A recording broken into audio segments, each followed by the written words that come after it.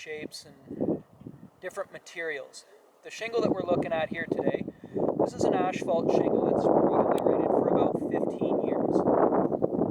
When I was walking around the house at first, I always go to the air conditioner as one of the components that give me an age on the building. So with this house here, you know that this is in the 10 to 15 year mark. The tool that you use to get a really good idea of the date is the air conditioner.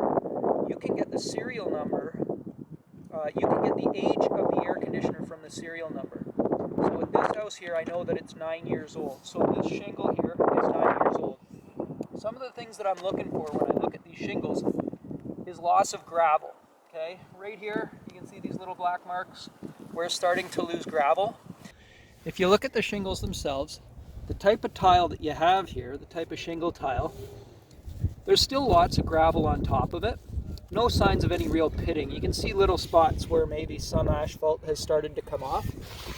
The next step after that is the shingle will start to curl. So with this house here, being that it's 9 years old, you're starting to see a little bit of gravel loss. You know that this is a 15-year shingle.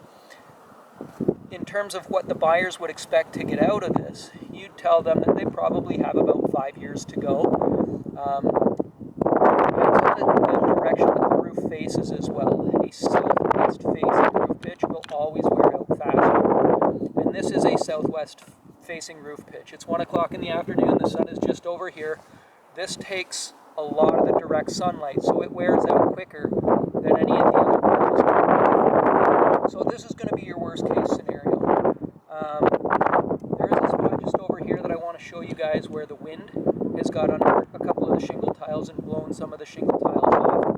A lot of the times when windstorms come through, they'll get under some shingles and they'll blow the shingles off. And with this house here, you'll see is right here, the wind has got underneath it and it's blown the shingles off of the roof. So this is going to have to get fixed.